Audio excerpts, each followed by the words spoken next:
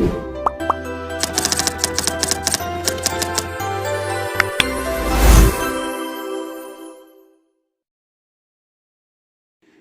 Assalamualaikum warahmatullahi wabarakatuh. My name is Suci Rahmawati. My NPM 2020-25015-7.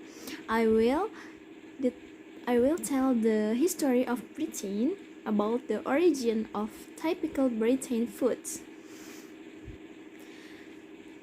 They're very different countries, England, Scotland, and Wales, each with a rich and varied history and culture. Perhaps this explains the diversity of its culinary traditions.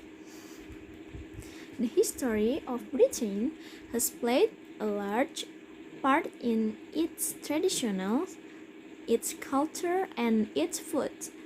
The Romans, for instance, brought asparagus, tangerine needles to be used as a salad vegetables, chapbacks and peas, as well as improving the cultivation of herbs such as corn, and they brought us wine. The Romans were prolific road builders, their routes allowing for the first time the easy transportation of products throughout the country. The Saxons were excellent farmers and cultivated a wide variety of herbs. They were not used just for flavor as they are today, but were used as bulk to pad out stalls. The Vikings and Danes brought us the techniques for smoking and drying fish. Even today, the northeast coast of England and Scotland are the place to find the best keepers. Arbuthnot smokies, for example, collops is an old Scandinavian word for pieces or slice of meat, and a dish of collops is traditionally served on birthnight, 2015 January. In Scotland, York ham is a great favorite with the British housewife. The first York ham is said to have been smoked with the sawdust of oak trees used in the building of York Minster. The Normans invaded not only your country but also our eating habits. They encouraged the drinking of wine and even gave us word for common foods, mutton and beef, for example. In the century of Crusaders were the first Britons to taste orange and lemon which is listed in Java in 2.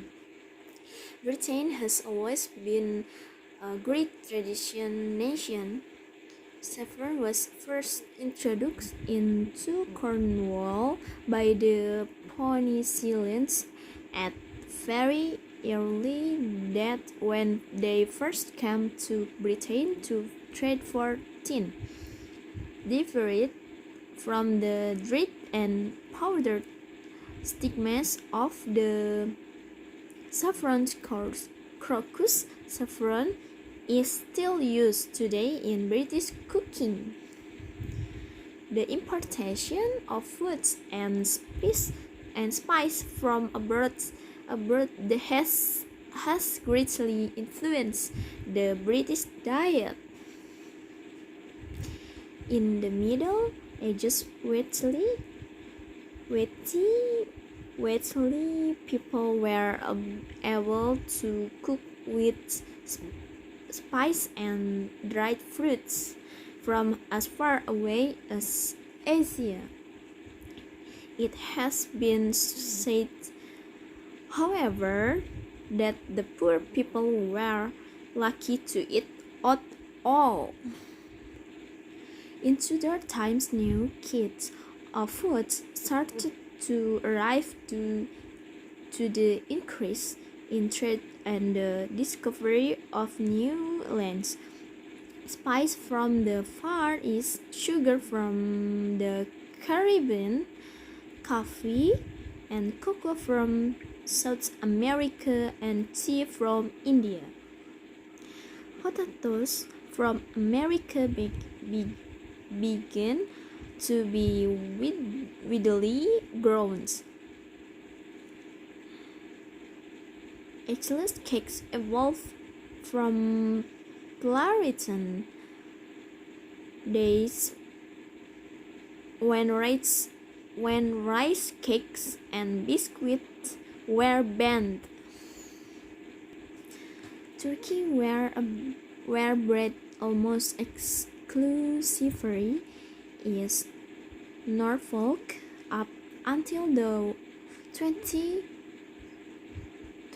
century. In the 17th century, Turkey were driven from Norfolk to the London markets in great flocks of birds or more. Their feet were sometimes bounded to protect them. Upon arrival in London, they had to be fattened up for several days before market. The growth of the empire brought new tastes and flavors. Category, for example, is a version of the Indian dish. Ichiri and was first brought back to Britain by members of the East India Company. It has been a traditional dish at the British breakfast table since the 18th years and 19th years centuries. Last, nowadays you can sample cuisines from all around the world: Chinese, Indian, Italian, French, American, Spanish, Thai, reflecting the ethnic diversity of Britain today as well as the modern ease of travel. Some would even claim curry to be a traditional British dish, although it bears little resemblance to the curries to be found in India. So what is British cuisine? Roast beef and Yorkshire pudding, steak and kidney pie.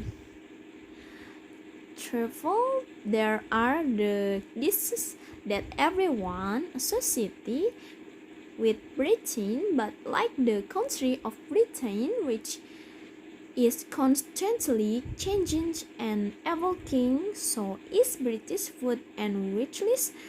Today, these dishes are traditionally British.